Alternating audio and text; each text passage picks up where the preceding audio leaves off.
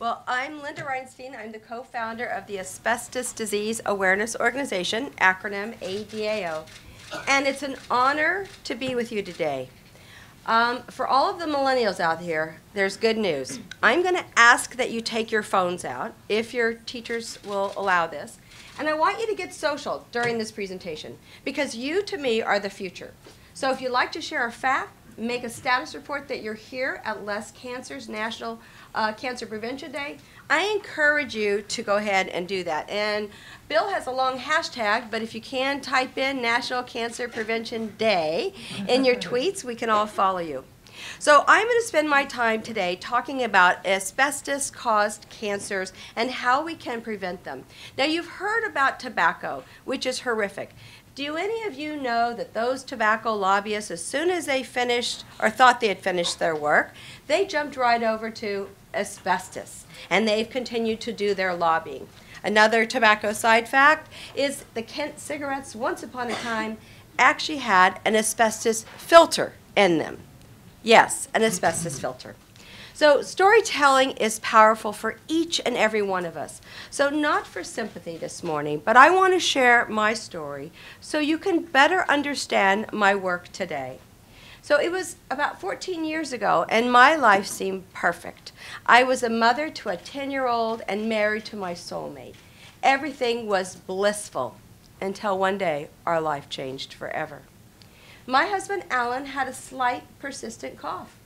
One that you might have heard from a parent or a grandparent. It was so abnormal, I encouraged him to go in and see a physician. One thing led to another. Ultimately, after 9 months of being undiagnosed, surgery confirmed that Alan, and we were former marathon runners and black diamond skiers, Alan had mesothelioma, a cancer caused by asbestos. Like most Americans, I couldn't pronounce it, nor could I spell it, and I soon found out it was incurable and deadly. Alan fought a hard 3-year battle, and we knew while he was fighting that we had to do something. We had to turn our anger into action. So together with the Larkin family, we did co-found ADAO. And we have been mission-driven for 14 years, all about education, advocacy, and community support. Because it's so simple to us. If you prevent exposure, you can eliminate these deadly cancers and diseases. But what is simple isn't always easy. And Alan lost his courageous battle 3 years later. And my daughter was then just 13. She stood over her father knowing what was going to happen. And she said, "Dad, you're a champ. You never gave up." And with that, the screen flatlined. And I knew at that time that there was no giving up on our work with ADAO. It was far too important for Alan and the hundreds of thousands of Allens. So I've learned through pain comes change. So we at ADAO have made great strides in raising awareness, increasing prevention, and also shaping policy. But there's much more that needs to be done. Did you know that most Americans can't identify asbestos, nor can they manage the risks? And asbestos can be found in your home, your school, your workplace, and even in the environment.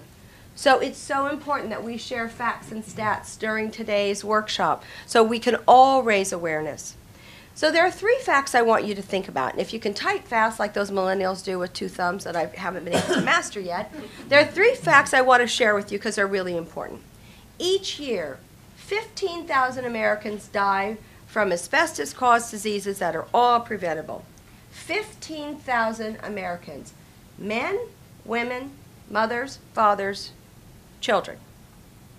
Secondly, without an asbestos ban, imports and use continue today.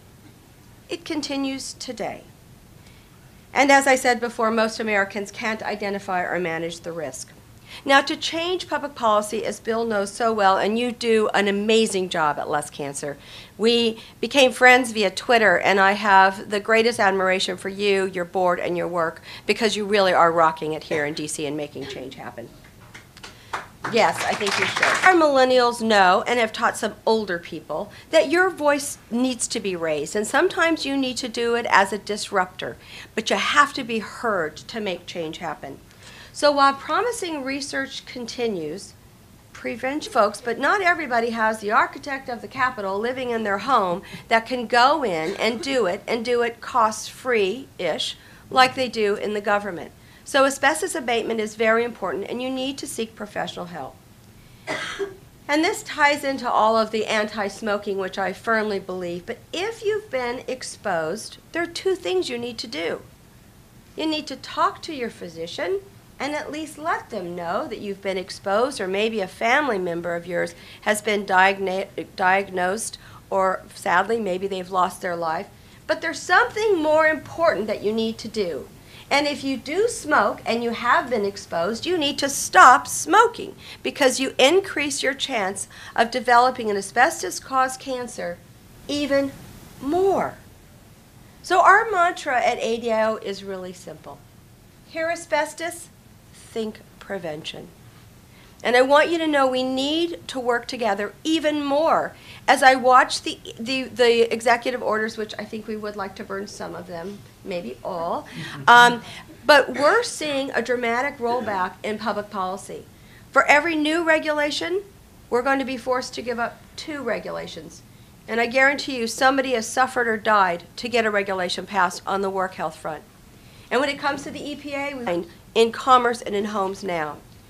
You're young, you're my future. Suffered cancer yourself, or fight with a family member through treatment, or stood at a graveside and buried a loved one. Change can happen, and I truly believe that together we can make that change happen. So Bill and Less Cancer, thank you for giving me the privilege of speaking, and I hope that your people will go to our website and become more educated at adio.us. Make the change happen. Yes? I have a question. Were you able to identify how your husband got the asbestos, initially? So that's a great question. So initially when Alan had his symptoms and the chest cough, etc., his doctor said, "Did you ever work around asbestos?" And Alan, being a business person wearing a suit and tie every day, said, "No, I don't think so." But had the physician asked, "Did you ever work in a shipyard? Did you ever do home repairs? How about wallboard, floor tiles?" If you ask the right questions, you can identify exposure.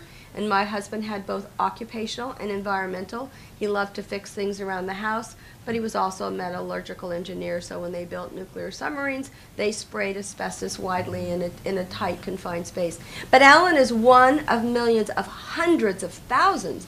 And we recently buried a young man who was 29, and he wasn't a plumber. He didn't work in a shipyard, but because of environmental